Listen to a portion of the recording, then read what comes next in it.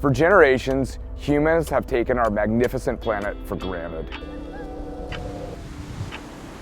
falsely believing that our collective actions would not impact the Earth's vast ecosystems. The 1,600-page report painting a dire picture. Experts say we have until 2030 to avoid catastrophe. While the world continues to debate how to handle climate change, the facts are crystal clear. Unfortunately, the climate is changing faster than our politics. Politicians deny the problem as temperatures continue to rise. Now more than any time in history, we must take a stance and let our federal leaders know it's time for a change.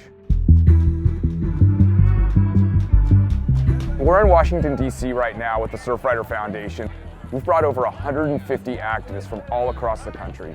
I'm from Hilo, Hawaii. Lake Oswego, Oregon. Seattle, Washington. Florida. Puerto Rico. Massachusetts. I'm from Huntington Beach, California. Brooklyn, New York. We're going to be barnstorming Congress and meeting with our congressional representatives at the House and the Senate to urge them to take action on climate change, plastic pollution, and clean water. Every single day, the members of Congress are making decisions that are going to affect our oceans, our coasts, and our planet. The Subcommittee on National Parks, Forests, and Public Lands will now come to order. Democracy is not a spectator sport. If you want to make a difference, you got to show up. We're gonna go in. Let's do this.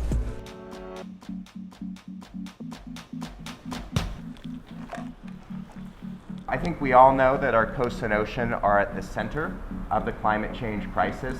Our beaches and our waves could literally disappear in our lifetime.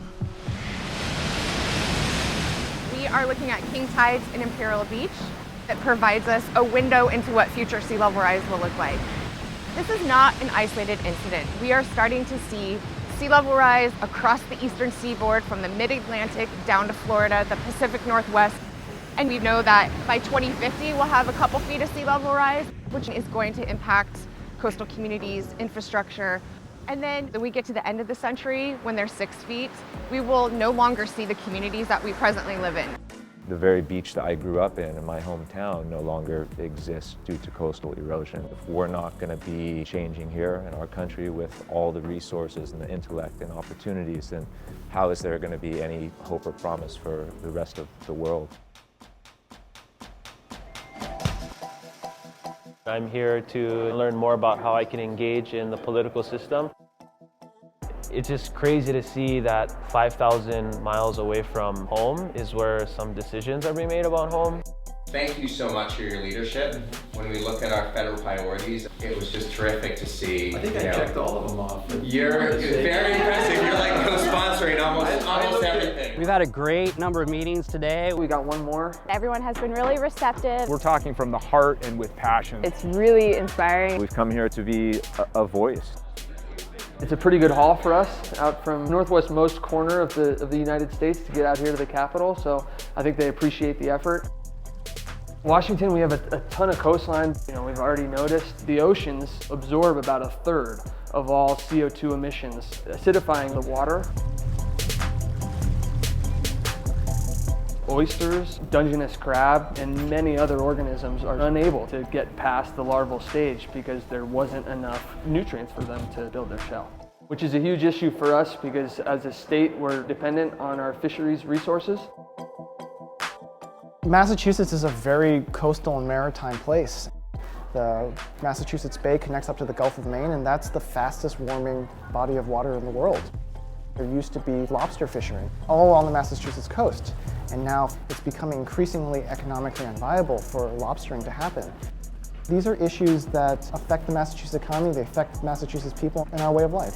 So many of the issues that we're talking about have to be resolved by government, and so who you have in your government is really important.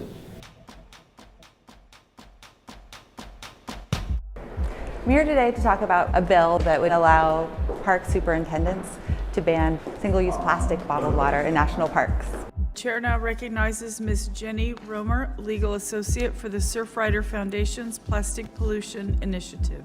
Plastic pollution on our beaches and in our parks overwhelmingly comes from products that we use for just a few minutes, are discarded into the environment, and then persist on our streets, trails, waterways, and ocean for a lifetime.